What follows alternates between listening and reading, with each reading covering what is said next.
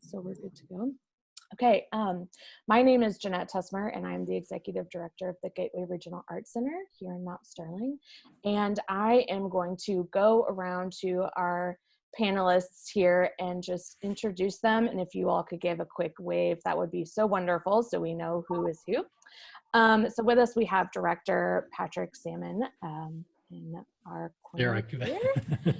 And I want to point out top left, and I'm not quite sure if when this records, if we'll actually get the Brady Bunch view or not, or if it's just going to be one big talking head.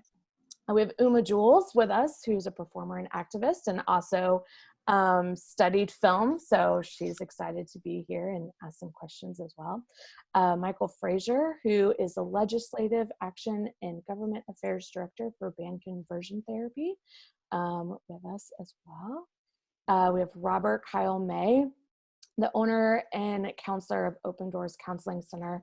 Robert, you go by Kyle, correct? Just want to make sure we're all on our names here. And then Carmen Wampler-Collins, Executive Director of Pride Community Services Organization in Lexington. So thank you guys for all being here today.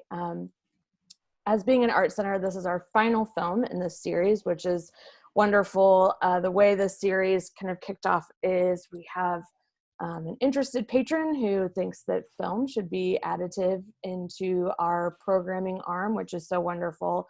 And this is our second season in the South Arts independent tours of filmmakers. At this very long, wonderful name. We just call it the Meet the Maker series, and which is why we have Patrick here with us to talk about his film. So thank you so much, Patrick, for being here. This film is quite an educational tool. I think to jump off and start with discussions, especially in our own community, not only just state, but also within our community as well. But before we jump into some of those conversations, I just wanted to talk a little bit about how you made the film, the creation of it. All the films that we have shown here to this point have been films that it's a subject matter kind of in motion. And so individuals have been starting to film from start to finish of whatever it had been. And so this is kind of our first historical film of you looking at the past and divulging further into a subject. So if you could speak a little bit to, your, responsibilities, pressure, why this subject in particular of kind of the rhetoric of LGBTQ issues, and just start there, and then we can kind of piece in a little bit more into that. Sure. Well, I appreciate this opportunity. It's great to be with all of you, and thrilled that you featured Cured. It's been a 5-year odyssey to get the film completed, so it's exciting to share it with audiences. And, my co-director, Bennett Singer, and we did our first interview on this in the spring of 2015. A friend of mine in Washington had written a film treatment about the life of Frank Kameny, who's one of the heroes in the story. And in that treatment was a telling of the scene in 1972 at the APA annual meeting in Dallas, where Dr. Anonymous, John Fryer, a Kentuckian, really stepped forward courageously to testify what it's like to be a gay psychiatrist. And I had been familiar with this story. I had made a film about Alan Turing, the gay British codebreaker who was brutalized because of his sexual orientation and had his life destroyed and ultimately took his own life. And my co-director, Bennett Singer, had made a documentary about Bayard Rustin, the gay civil rights activist who was so instrumental in organizing the March on Washington and really helping Martin Luther King Jr. map out the vision and the strategy for the civil rights movement. So Bennett and I have understood the power of film to tell stories from history, because as stories from history are relevant today, and especially this one, and I know we'll get into that later in the discussion. So when we decided to make this film, I sort of recruited him to join me. We had met a few years before, and it's been a great collaboration. Once we jumped into the story, we realized it was even more important than we thought in terms of this central moment in LGBT history, because as long as we were classified as mentally ill, then business and government were going to use that as an excuse to discriminate. It was a revelation that so many of the activists involved in this fight are still around. And unfortunately, we've lost a few that we interviewed in the intervening years, but it's been really humbling to be able to share those stories with people, and can really be an inspiration for creating the change today that's still necessary. So it's been an odyssey. The hardest part was, unsurprisingly, lining up the funding. That's probably why it took so long. One of the major funders is the independent television service, ITVS. They're funded by the Corporation for Public Broadcasting. And without their support, we never would have been able to complete the film. So eventually it'll be on PBS this October, on a broadcast nationally on a series called Independent Lens, which is sort of the gold standard documentary series on PBS. So we're thrilled that this will have a wide release. I know I didn't touch on everything you asked, so feel free to. No, what did I miss? That's great. Well, you talked a little bit about so there's obviously key characters, let's call them, in this film of not only activists, but individuals that were there, participated. How did you go about finding these individuals and convincing them to talk to you on film? And were they open and willing? Did they still have some, anxiety about sharing story? And potentially even kind of like bringing in a little bit of where you got some of this historical footage from. Was it from these characters? Was it, did you have to do a lot of deep research, putting out calls, etc.? Yeah, so the hardest part was finding the people. I mean, so all of them were really excited to talk and share their stories because they knew they had been part of this historical moment, and maybe they felt like it hadn't gotten its just due in the telling of LGBT history. Stonewall, of course, is critical, but right. The fight started before that, and this fight was really the first victory after Stonewall. It was such a seminal battle. And so we, there have been a couple books written about this, so that sort of helped point us in the right direction about some of the storytellers we needed to try and track down.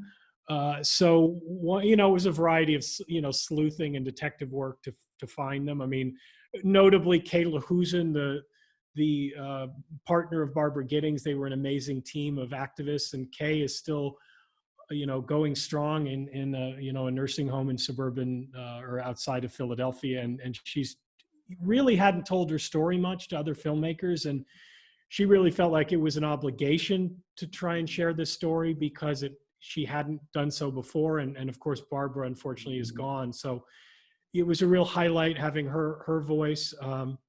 Reverend Magora Kennedy, we tracked down through archival material. Sometimes the name of the person and you sort of poke around and figure out how to contact people. But Reverend Kennedy, and we actually found the archival material of that groundbreaking David Susskind show from 1971, which was the first time a group of out lesbians was on national TV, and it was a really electrifying moment. And so we saw that archival material that our archival producers, Mridul Chandra and Luann Jones, found for us, and the two of them did such an amazing job. So we were able to track her down. Thankfully, Magora Kennedy is not a common name, and so when we went looking, we were able to find her contact info on a website dedicated to veterans of Stonewall. So we connected with her, and it's been really amazing to be able to share her story. Another notable one, Richard Sacharides, the son of sort of the villain in this story, Dr. Charles Sacharides, the psychiatrist who more than anyone else stood up opposing this change to the DSM, believed that homosexuality is a treatable and curable mental illness. And Richard, of course, is a gay man. It's a really complicated piece of this story. And Richard hadn't shared his story before. So it took, we had some conversations with him over months, and we're just really grateful that he decided to participate, because I think it makes his father into a three-dimensional person, and it makes their relationship. It's an interesting layer of this story. And, in getting back more to the archival material, as when we started this, it's sort of a hard pitch to funders that we're going to be making a documentary about meetings and conferences. It's sort of a hard pitch. So we weren't really sure the archival material that was out there, and it was really satisfying to find all that we did. But, that's part of the reason also that it took so long to make the film. And, the archival producers were working, and then Bennett and I think we visited a dozen archival facilities in person. We got, I give credit to the American Psychiatric Association for opening their archives to us. As you know, many organizations want to brush bad history under the rug and pretend it didn't happen. And to the APA's credit, they wanted a light shined on this story. And so we were able to get access to their archives, and they weren't really well organized, and they would say that as well. Their archivist is fantastic, but they weren't sure what we were going to, turn up. So it was really, a lot of the photos come from the APA archives and the headlines. And one of my favorites was the ballot from the 1974 referendum for APA members. And every time I see the film, I'm satisfied by seeing that, because it was basically a 2-year quest for the APA archivist to find that. And of course we could have made the film without it, but it adds another piece to the story. And one highlight I want to talk about in terms of the archival quest, not everything can be found online. You actually have to go and look through boxes. And one of the highlights was at the Historical Society of Pennsylvania. Bennett and I spent almost a week there digging through the 217 boxes that are in the Fryer papers after John Fryer passed away in 2003. His sister and a friend were able to have his papers saved. Thankfully, he was a bit of a hoarder, so there's this amazing collection, 217 boxes. And so Bennett and I, we didn't look through every box, but you used the finding aid, and one jumped out at us. It was a box labeled that was buried in one of these 217 boxes.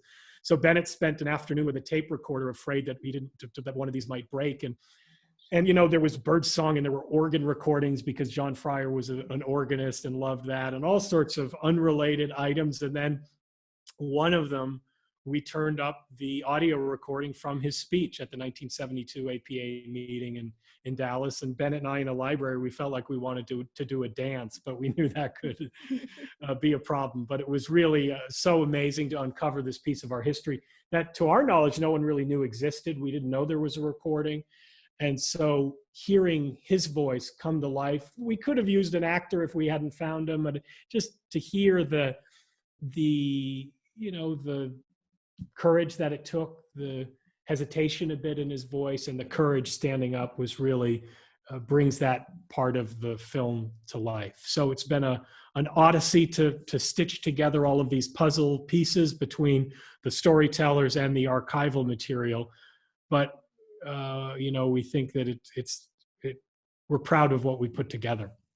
Yeah, you end up almost being the master historian of a particular, finite amount of timeline, because you are doing all of this research, almost like you're writing this dissertation on, this particular point in history. So I think that's also, as we, my educator is kind of popping on and popping off, but this will be shared with his class as well. So speaking to the students that will potentially watch this, that, up to this point, we've seen a lot of document films that are, oh, I have this story and we're going to start telling the story. We don't really know where the story is going to end, where you have the start and finish, but you are finding out probably a lot of little secrets and nuances that you didn't even know existed, like this tape that has a voice on it that's just going to elevate and impact that so much more. It's like, I know when I was in college writing papers, you're like, oh, I found the one thing that brings it all together. It's so exciting when you have that. This is kind of like a question maybe for everyone involved, the audience, of how, as being an activist, as being a counselor, as being a lawyer, a performer, and individuals that are upholding all of these stories of this community, what's the pressure of making sure it's right, of saying, of communicating struggle, hardship, but also success and joy, all of these wonderful things that come from being an activist and joining kind of the fight together? Do you feel like I have to be the one that carries these things on my shoulders now that you have this film? Are you, even Carmen, you're head of an organization that is kind of a leader in our region. Uma, how does it feel when, people ask you to do things like this? Do you feel like you have to be, the voice of this, continuous movement and fight? What does that feel like for all of you? And I can point at someone, or you can just take it. Well, I thought the film was very inspirational, because it does, and not just in terms of my work with the PCSO, but in all activist work for the LGBTQ community. I know I get to the point some days where I want everything to happen right now, right? And it does feel like a huge burden, and being able to see this film and the work over 10, 11, 12 years, and these folks were told it was never going to happen. People believed it would never happen, and how they just got back at it every day. And I find that really, like, to remember that, to, even on the days when we're not, the law isn't being passed, the day-to-day work that we do still matters. It still matters that you show up and keep moving toward the goal, no matter how far off that may be. So I found it really inspirational. And yeah, I really liked, I can't remember who in the film said it, but I do feel like this work it's not just for me, it's for the kids who come after us, and it is part of carrying on that work. Carmen, you stole everything I was going to say. No, impossible. They're mind melding over Zoom. That was one of the quotes that really stuck with me. Is towards the end. I can't remember which person said it. That the things we do for the people that are coming after us, and being a drag queen, being visible, entertaining people.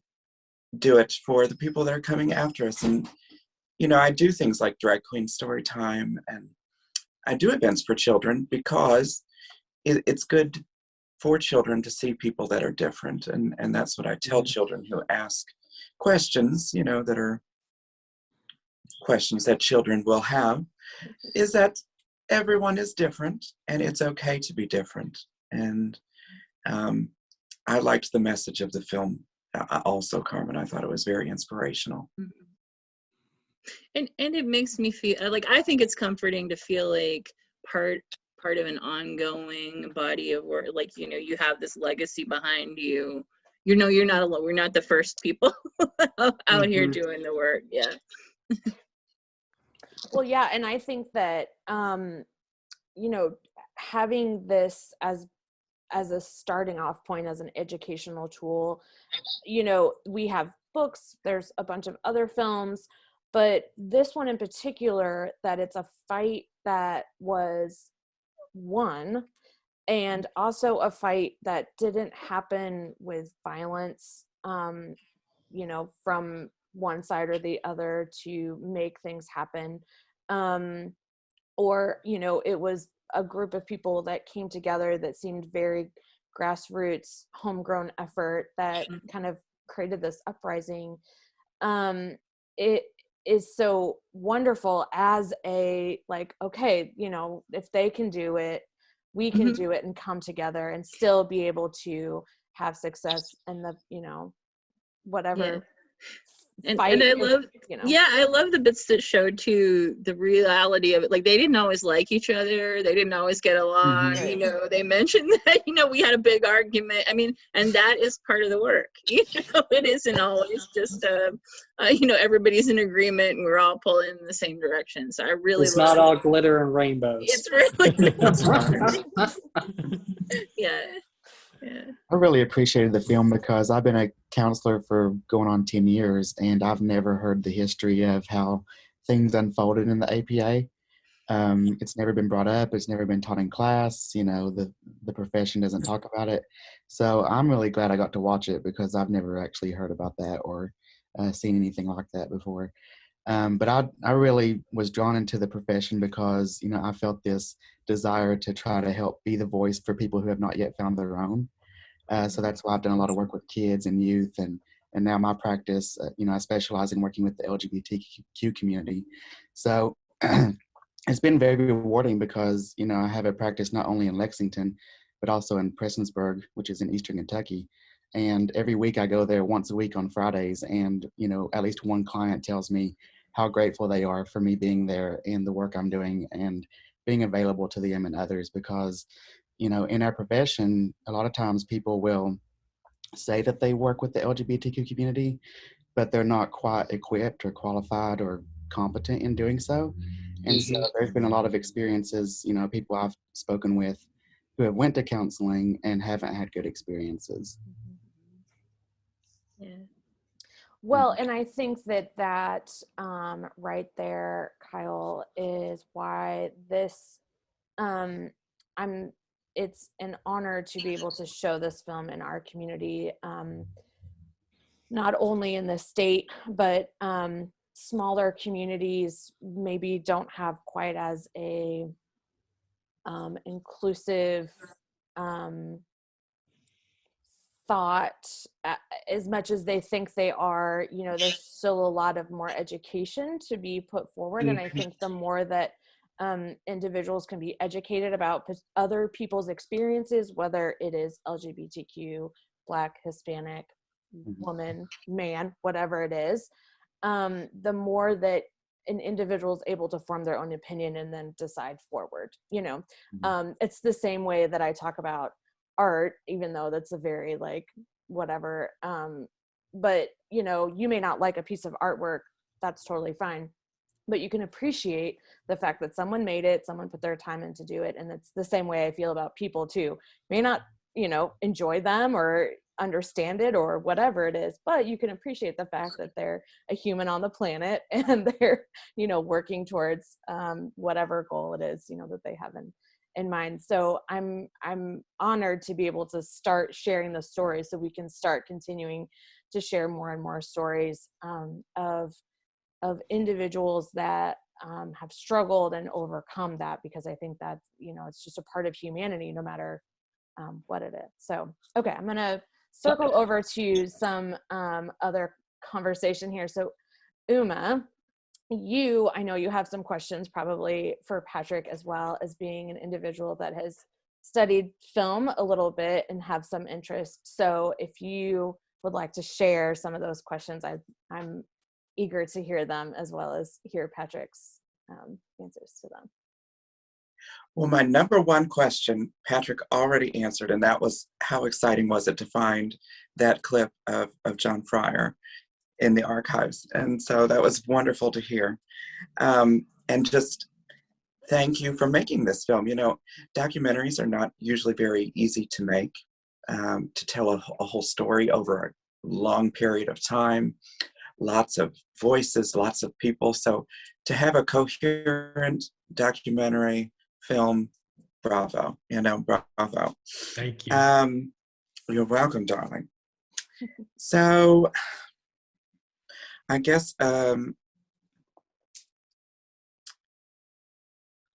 we could as a person growing up, when you were growing up, did you see homosexuality as a mental illness? And if so, what kind of effect did that have on you? Well, thankfully, I came along a bit after. I was born in 1974. So it's one of the remarkable things. And thanks to all of you for the kind words about the film. It really means a lot. It's, you know, living with the story for so long, you lose sight sometimes of the impact. So it really is so humbling to hear the incredible feedback, and particularly from all of you who are working today to make the lives of LGBT people better and more equal. So thank you. And it really, one of our main goals, Bennett and I really have wanted to see this film be used as an inspirational tool to the people working today.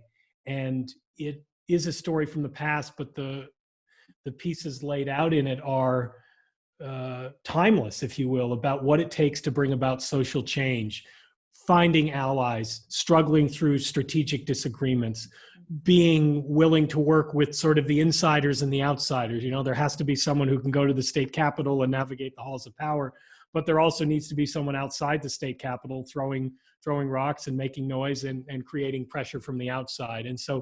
And we see that in all social change movements, and it's certainly a part of this story. And, you know, Carmen, as you mentioned, often they didn't like each other, and they didn't agree on strategy, and they weren't necessarily talking with each other, but they were sort of both moving in the same direction. And in answer to your question, I mean, for me, again, I was fortunate to come along a bit later, but the question you've highlighted is so critical, and one of the revelations for us during the filmmaking process was the impact that this label, this mental illness label, had on LGBT people, because of, and we didn't include these details in the film. You have to leave a lot on the cutting room floor, but Gary Allender, one of the activists who raided the 1970 APA convention, talked about being a student at the University of Minnesota and trying to come to terms with who he was in the late 60s. And he goes to the library there, and there are only about 10 books on homosexuality, and all of them basically said that he was sick. And that sort of that created this internalized homophobia, because, you know, you're a kid alone trying to make sense of who you are. And, you know, obviously there's no internet, there's no community centers at that time. And so the only thing you can learn about is going to the libraries, and you find Charles Sacharides and Irving Bieber. And so one of the most transformative effects of this change in the DSM is that all of a sudden that sort of stigma wasn't there for young people. You know, one of the generous funders, he told me he remembered as a 13-year-old hearing this news on the radio, and even though he was still trying to make sense of who he was, he knew that was a big deal. He knew it. And so that's probably the biggest benefit of this change, is it enabled, I guess, a lessening of that internalized homophobia. And I know that still exists, and it still is a big thing for our community to work through. But it was such a bigger issue at that time, when the medical institutions were saying that we were sick. And so that's probably the most significant impact of this change. Well, Michael, would you be able to kind of piggyback on that answer from Patrick to talk about your involvement and all of kind of the interactions that are going on now with the brain conversion therapy in the state of Kentucky, and kind of where it stands now, if you're able to talk about that a little bit? Yeah, sure thing. First, I wanted to say to Patrick that the film is absolutely amazing. Your ability to show what it took for these individuals, the obstacles, and preserve their courage, I think is just absolutely astounding. Well, thank you. Something I'll say is that, you know, for Montgomery County, Powell County, this area, John Fryer has a lot of connection. Frankly, his story does have a touch within Montgomery County. All his family is on the Clark County, Montgomery County, Powell County border. It's kind of interesting to me to think that I graduated from GRC, which, as we know, the original GRC is about 60 years old, including a bomb shelter. And so learning about John Fryer, it's kind of amazing to think that he walked those halls and the impact he had, not only with the APA, but in the Wasson case of 1993 that decriminalized sodomy and homosexuality. His notes were essential to have the Kentucky Supreme Court overturn the anti-sodomy law 10 years before the United States did. So something that Carmen said, I have to agree with. It's so fascinating to find how we're all linked. We're all linked together. And it takes an extraordinary amount of courage. But something that I think that the doc really shows is that we each do have the ability to persevere and overcome and make a difference. And I think in areas like this, in rural communities, we are so reluctant And we do need to educate people about what is the worth of the LGBTQ community.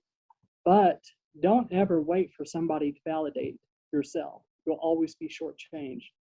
Always be authentic. And I think that your documentary really shows that, and the courage that it takes to do it, and how much better and a difference it can be made in our communities. Ban conversion therapy is a largely progressive bill. And both the House Republicans and the House Democrats, Senate Republicans, and Senate Democrats. In fact, we're finding our legislators to be more supportive of this bill than we do other LGBT-related bills, such as the statewide Non-Discrimination Act to protect LGBT individuals from being fired or denied housing accommodations. And so we're actually seeing key individuals come onto the issue and learn about this issue. And it's something, there are some legislators that you can't say enough in regards to you can't torture a kid to be straight. And that's an issue. And I have to say, we get so locked up in ideological ownership. We sometimes think it's one party that says that, it's actually both.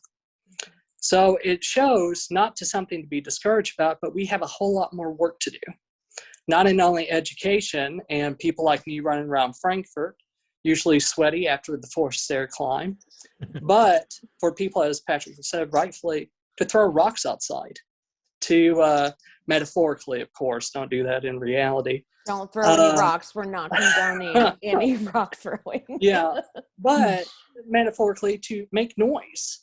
This is how the best legislation is ran in Frankfurt and also at the Capitol.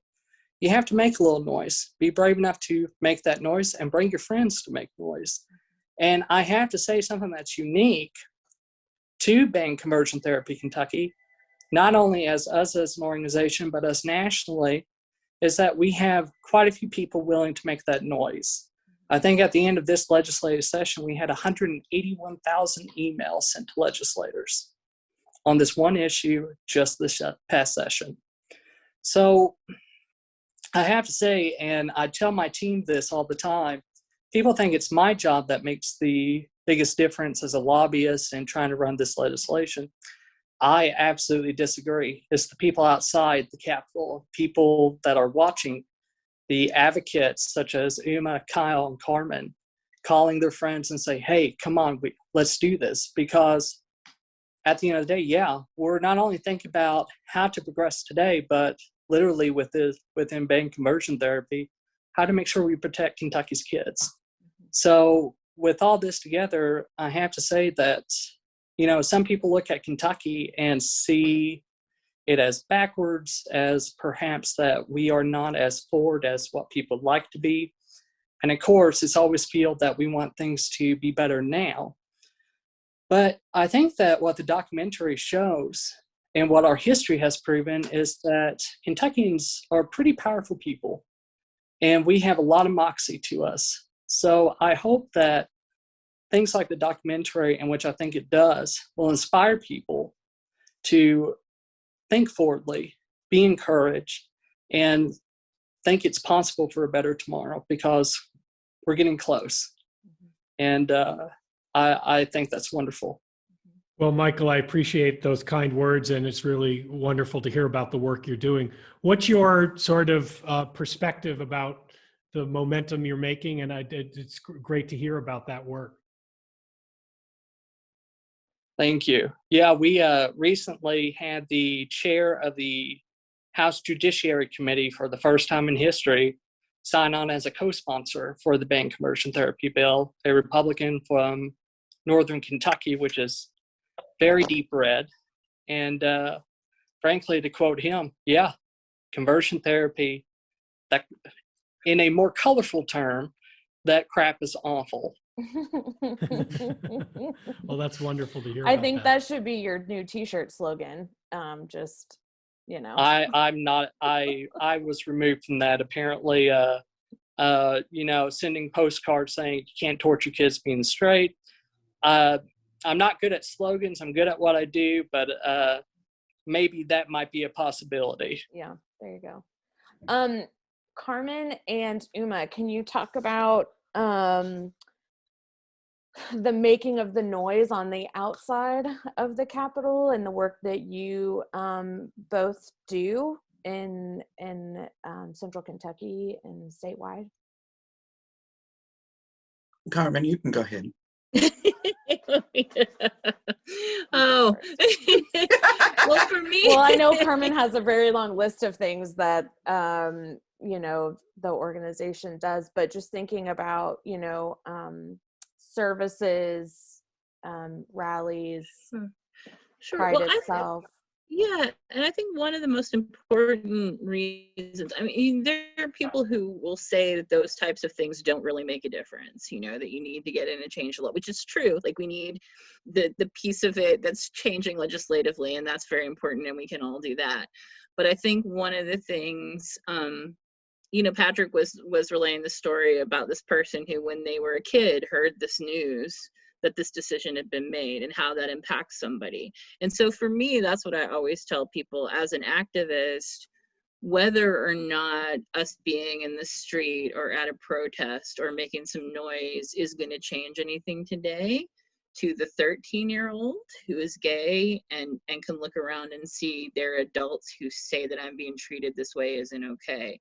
You know, with banned conversion therapy, for instance, I know in city councils there have been people who question why we need to do this. And I'm like, because your kids will know, like, adults in the community are looking out for them. And I think that's a huge impact for, you know, reasons to make the noise and to stand up. And especially when you go out into rural communities, there are places where it isn't safe to do that, where, and especially for young people, where it isn't safe to do that. So I do feel like it's an obligation where, you know, from what I have in my life and the protection I have in my life, to take on some of that and to, you know, kind of spread that message that to kids who can't necessarily access services, even that we're here, you know, that you're not alone, and there's a bigger community. So yeah, and so we at the PCSO provide a range of different services, and as much as you know, this definition and change by the APA was a huge milestone, we still know that people are suffering from being exposed to conversion therapy. There are still lots of people who believe homosexuality or being trans is a sickness, is an illness. And we see all the time in the center people who are recovering from that, you know, and that's why we have great resources like Kyle and other LGBTQ affirming counselors. I mean, but we see the results of that ongoing, you know? And so our whole goal is really to bring services and connection and awareness to folks so they know that they're not alone, so they can get access to, they can live whole lives. And I really do think, you know, it just takes the whole village. It takes a whole community of people working in different ways to really make ongoing change. I'm not sure if that answered your... It does. Yes. Thank you. Uma, do you have anything that you'd like to add? Just that, yes, as an entertainer, I have the privilege and the opportunity and kind of the responsibility to use my entertainment, my visibility as a quote unquote celebrity to get myself out there, but to reach other people that may not understand what I do, may not agree with what I do, but give them the chance to at least experience it. And it may not change their minds, but it may soften their hearts a little bit.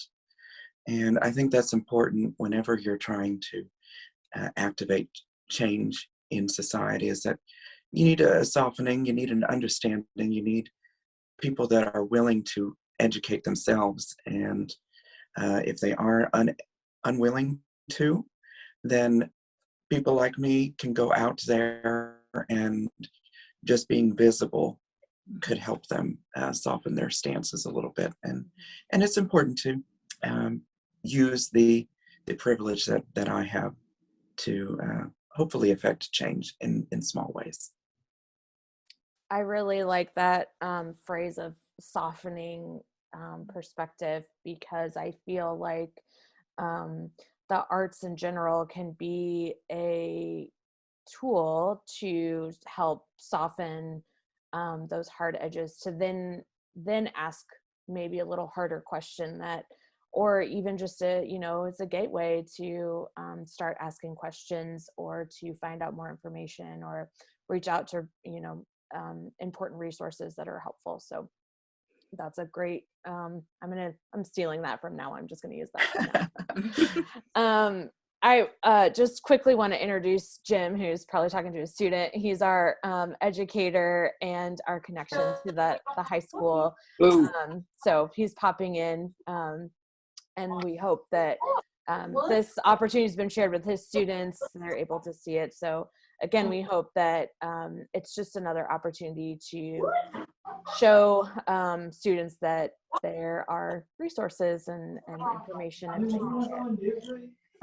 Jim, do you want to add anything before I move on? Just the idea of letting students realize that there's more to humanity than just what they see in the mirror, that there's more to people, and at the end of the day, that's all any one of us is. I try to advertise my classroom as a safe space, whether it's just through simple stuff like I introduced myself at the beginning of the year, and I've begun introducing my pronouns, and something that I wouldn't even necessarily think of because I'm a cis straight white man, but at the same time, it's a conscious effort to try to let kids feel welcome and let them feel like they can be themselves. Because at the end of the day, I'm not here to police anyone's morality or sexuality. I'm here to help people learn, man. And they're going to be able to do that better if they feel like they can be their authentic selves. Kyle, I've got one question for you, and then we're almost at about a 45-minute mark, so I'll ask some ending questions. But Kyle, I want to know, with seeing this film, being a counselor, what will you share with others that are in your field, other resources? How has this, we've talked about already how it's helped you kind of understand the history of even what you do and how it's not taught in school, particularly for educators in your field. But what do you feel like kind of moving forward, and kind of what the next step is for even individuals in your field, that this is all still the same topic we're talking about, what 40 years later, where do you kind of see the progression going? Well, so in our field, what I've noticed, I'm from Eastern Kentucky and now I live in Lexington, but where I've worked in the field for most of my career, most of the people either take a neutral stance on the LGBTQ topic because there's a lot of political ramifications that could, come from that if you are affirming, especially if you're working with a family who's conservative or who doesn't want to support their child in their identity. Or you have the people who are, quick to, preach church or religion, or, talking with people about converting or not being themselves. Sorry, I have allergy problems this week. So they're either, willing to try to talk them out of being who they are or their authentic self, or they are neutral on the subject. But what I've been able to do with my practice is, I have rainbows and all the glitter and unicorns and everything everywhere. Very affirming. I take it to the next level, almost the exact opposite of conversion therapy, very affirming therapy, because I think it's like you all were talking about, the environment matters. So if they walk in and they see these signs and symbols and rainbows and things that mean something to our community, it lets them know they're welcome. But it's also showing the mental health profession the deficits that we have as a field, that we really shouldn't be, in my opinion, sticking on the neutral fence, because by staying neutral and silent, I feel like that gives voice and power to the people who are trying to use conversion therapy. And I'm still getting clients who have recently been in some sort of conversion therapy or who have had experiences with it. And so I think it's really showing people that there is a lot more room to grow, a lot more education to gain. People are starting to ask me for training opportunities too, so that they can learn more about how to be affirming and what they need to know about how to properly serve the LGBTQ community. And I think that's great. So I think, in the future for me, what I want to do is develop trainings that, offer that information, offer them knowledge about how to be affirming, offer supportive environments. And also, other agencies are starting to notice that it's important to not only empower our clients to be able to be their authentic selves, but also the staff. I think it's important to embrace the staff's identities when they're comfortable being out. I wouldn't say they need to tell them they need to be out or whatever, but if they want to be out, it needs to be embraced and celebrated. I've been in different environments and different agencies over the years where sometimes it was celebrated and sometimes it was like, don't talk about it. Because if the community finds out, then that could mean they don't want to refer to you anymore. They don't want their kids seeing you anymore. And there could be those, situations come up. But I think it's important to be visible and show people that, it is okay to be who you are. And, a lot of people that I've been serving in the community are coming to me because I'm openly gay. And that's been something that they find very valuable in therapy. I want to thank all of you so much for your willingness to answer an email from a crazy lady when I emailed all of you to be a part of this. I'm so thrilled to be a part of this film series, and through storytelling, through film, I think we can all learn a lot from each other and our differences, and also find some similarities in there too. Before I end this, I would like everyone, it's my favorite question, to talk about or answer. You all get so many questions about your organizations, yourselves, whatever it is, the film. What's one question that you wish people would ask you that about either Patrick the film, performing, your organization, LGBTQ in general, and then also give me your where to find your resources at, so either your website, etc. on top of that. So Patrick, are you ready? I'm putting you under the spotlight. Yeah, I may answer the first one later because I have to think about it. I'm asked a lot of questions and it's been satisfying doing these Q&As, but I can't really think of anything right offhand. But I do want to say that one of the things that's been great is Bennett and I have been able to receive support from the APA Foundation, as well as we recently are finalizing a grant from AARP, and we are thrilled that we have resources to do some virtual screenings around the country. So particularly to Michael and Carmen, I know we've been doing a bunch of virtual screenings with organizations around the country, and would love to connect with you if you're interested in presenting it to your members and allies, and we can talk about what that would look like. But it's really exciting to use the film as an educational tool, and also in schools we're hopefully going to have a teacher's guide and offer it to both high schools and colleges. So we really see the value in the film as an educational tool. The website is cureddocumentary.com, and that's Facebook and Instagram as well, at Cured Documentary. And again, I mentioned earlier, but we'll be on PBS this fall, a national broadcast. So stay tuned for that, and we're excited to have this film broadcast far and wide. It's very exciting. Let's see, Michael, how about you? My Hollywood squares. Oh, goodness.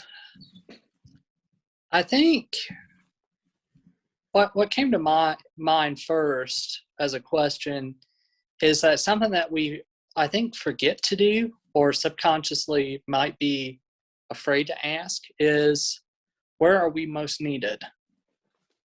I think that in this question, we get comfortable in our own spaces and forget that our own spaces, sometimes we need to think outside of that and out of the box and go to where we hear the most yelling, where we hear the most pushback. For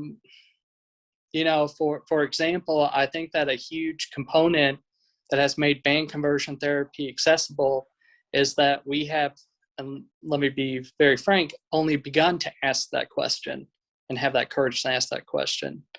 For example, we go to pro-life events to talk about band conversion therapy and frankly confront people when some people try to advocate for conversion therapy. You'd be surprised without saying a word how big of a difference just your very presence in these spaces that are outside our regular boxes can make for people, and probably for some of the people that might not feel comfortable to speak out themselves. So I think with that question would probably be the one I wish I was asked more. And I think that as a community, we should be asking it more. For us, our website is bandconversiontherapyky.org.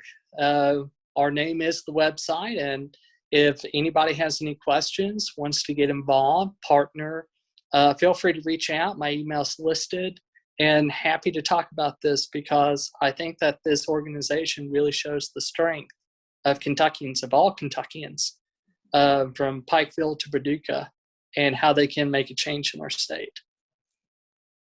Thanks, Michael. Kyle. So the question I wish more people, especially in our profession, would ask is, how can I let LGBTQ people know I'm a safe person? And, I would talk with them about, different ways to do that, and my information on the website is opendoorscounselingctr.com, and I have a Facebook page, Open Doors Counseling Center, LLC.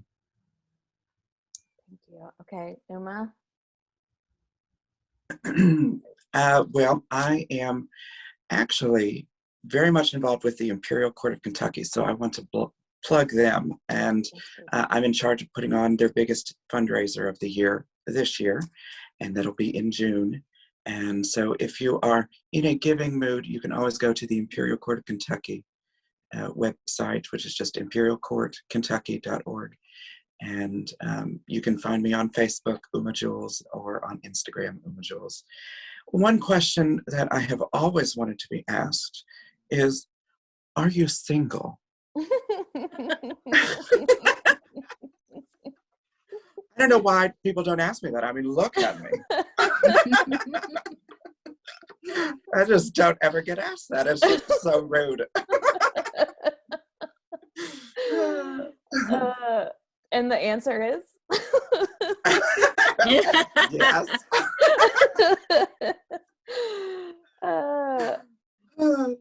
Sadly, yes. They're just turned, I think they're intimidated. That's probably it. They see a suspiciously large woman and they think, I better not approach her. Yeah, she's intimidating.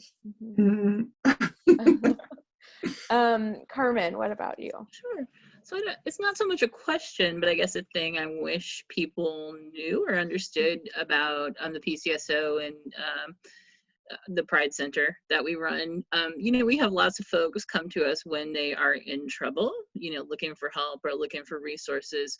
But I wish more people knew that we are here. They can come. We're not just for when you're in crisis.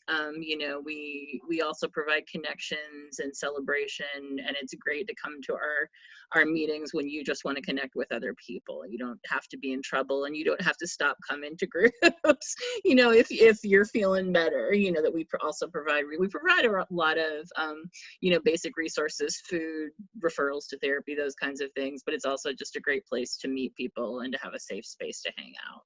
So yeah, and our website is www.pcsoky.org, and the best information is on our Facebook page. So. Patrick, do you want to slide in? Do you feel any, or you just want to leave it? I just will leave it at that. I couldn't, Leave it. you've stumped me. I've been answering questions about film for 10 years. Yes. So can I say one more thing? Just Yeah. when Kyle was talking, it reminded me of, you're being very affirming. The phrase from the movie, the gay is good, gay is proud, gay is healthy. Like maybe we can use that as a way to be affirming. Appreciate that. Yeah, It's a great slogan. Yeah, it's It is. fantastic. yeah. Well, thank you all so much. Again, I will have this up on the website soon. We have our in-person film tonight. You can still view the film online for a little limited window still, and then again on PBS when it comes out, a national broadcast. So thank you all so much for being here. I'm going to end this recording, so let me do that. Hopefully I